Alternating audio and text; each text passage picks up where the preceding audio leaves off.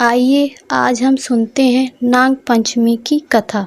सभी भक्तों को नाग पंचमी की शुभकामनाएं। किसी ब्राह्मण के 7 पुत्र बधुएं थीं। सावन मास लगते ही 6 बहुएं तो भाई के साथ मायके चली गईं, परंतु अभागी 7वीं के कोई भाई ही ना था। कौन बुलाने आता। बेचारी ने अति दुखित होकर पृथ्वी को धारण करने वाले शेष नाग को भाई के रूप में याद किया। गरुड़ युक्त दीन वाणियों को सुनकर शेष जी वृद्ध ब्राह्मण के रूप में आए और उसे लिवाकर चल दिए।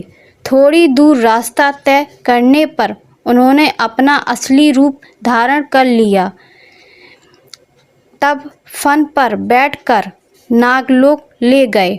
वहाँ वह निश्चित होकर रहने लगी। पाताल लोक में जब वह निवास कर रही थीं, उसी समय शेष जी की कुल परंपरा में नागों के बहुत से बच्चों ने जन्म लिया।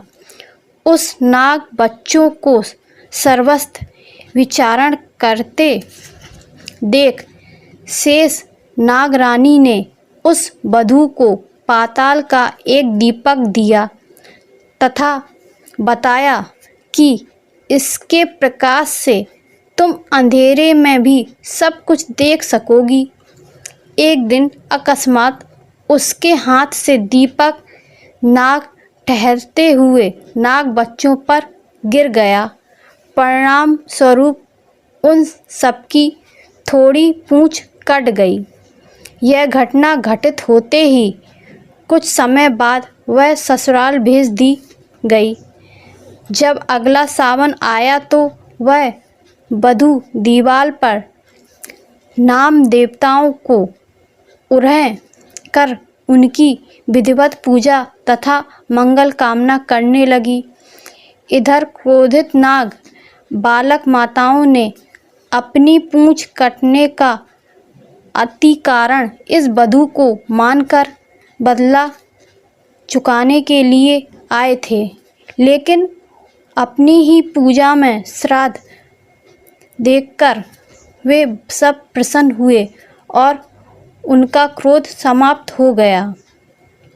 बहन स्वरूपा उस वधू के हाथ से प्रसाद रूप में उन लोगों ने दूध तथा चावल भी खाया। नागों ने उस सर्पकुल से निर्भय होने का वरदान तथा उपहार में मणियों की माला दी। उन्होंने यह भी बताया कि श्रावण मास के शुक्ल पक्ष की पंचमी को हमें भाई के रूप में जो पूजेगा उसकी हम रक्षा करेंगे।